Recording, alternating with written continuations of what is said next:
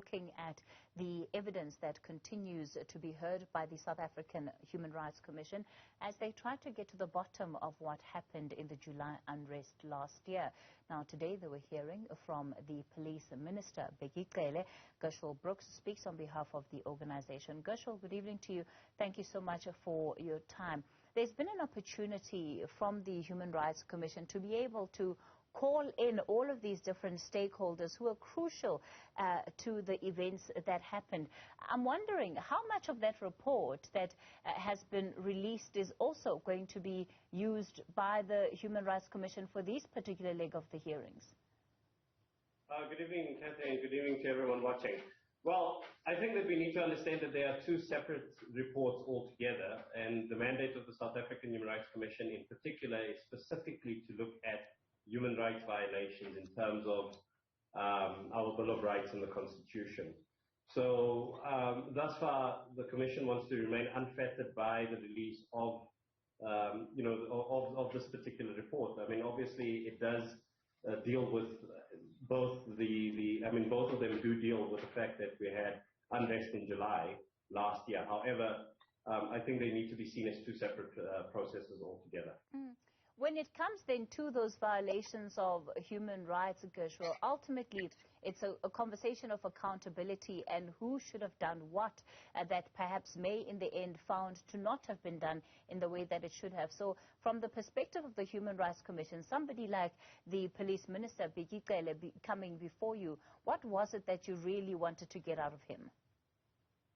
I think today there was a massive focus on the intelligence that was received and how that intelligence was also then used, and what was ultimately why was there a shortfall in terms of intelligence. I think that it's been clear through many processes, including this one, that there's been a reiteration of this notion that there was a lack of resources, that there was a lack of the necessary intelligence to be able to take action. And I think it's important that we understand why that was the case. I think that's the first thing. The second aspect also then is to look at specific actions by the police in trying to quell this particular unrest. And it boils back down to a very basic right that we have, and that is freedom and security of the person. And the only way that we can have that is by having an effective police service.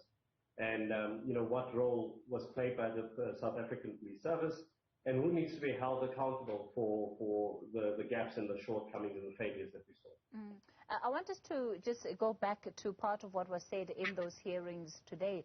The Police Minister Bheki Cele conceding that the authorities could have been better prepared, as there were signs that things would soon come to a head.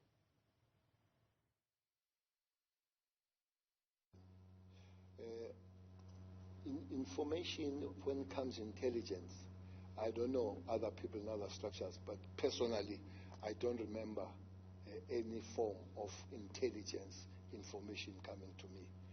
But in preparation, I would argue that preparation would have been better.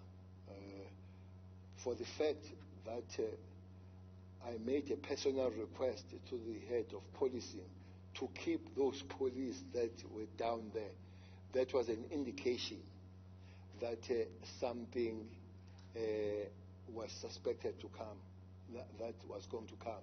And it would then help that there was a build-up on that understanding with what had happened. Not just necessarily on the day, even on the 4th.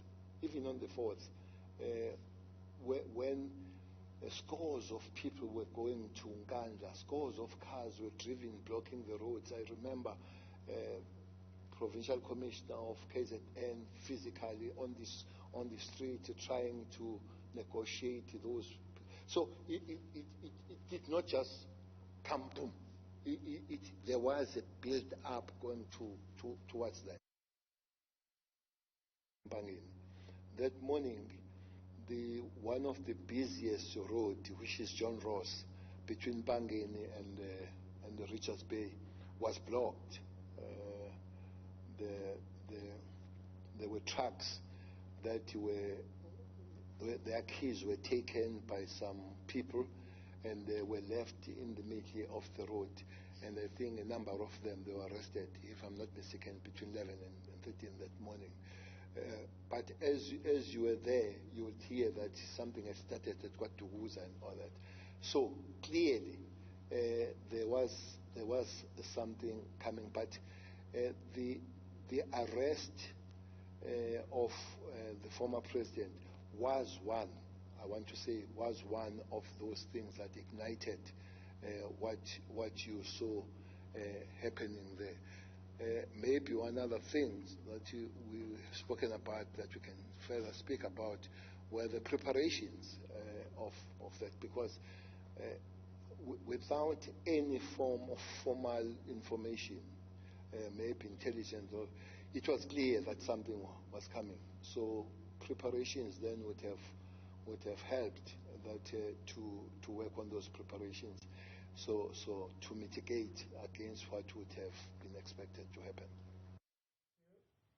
So that's just part of the evidence that the police minister gave before those hearings of the Human Rights Commission.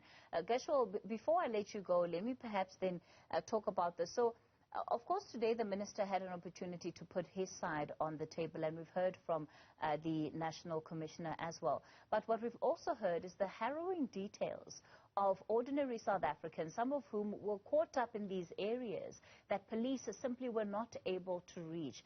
And one gets the message that, from the police at least, that, you know, they were on the ground as much as they could have been. They responded in the best way that they could have. So when it comes to making a final finding in this case, what is the Human Rights Commission going to be relying on here? Because there does seem to me to be a lot of, you know, hearsay. Well, I think, quite frankly and quite honestly, we'll have to, weigh up, excuse me, we'll have to weigh up the evidence and the testimonies that we've heard thus far, both from the National Commissioner as well as from, of course, the Minister himself and the affected communities. I think that any particular, and obviously we're not a court of law, but I can't help but bring it back to the analogy of a court of law. You have to weigh up the probabilities based on the evidence that is presented, based on the evidence that has been made, based on the testimony that you've received. And that determination in turn would also accompany an examination of what the law says, what is expected of the police, what is expected of intelligence services, what is ultimately expected in securing our right to security within South Africa, and then a determination is made based on that. Obviously, at this stage, no determination can be made as yet. It's up to the panel that's sitting to listen, to review, and to read the documentation that has been provided, and then to make the decision based on that. And just before I let you go, how much longer are you expecting these hearings to run? It's scheduled to end on the 4th of March, on Friday the 4th of March. So this leg of the hearing is 2 weeks, and that should bring this to a close. All right, Gushwell Brooks, let's leave it there for tonight.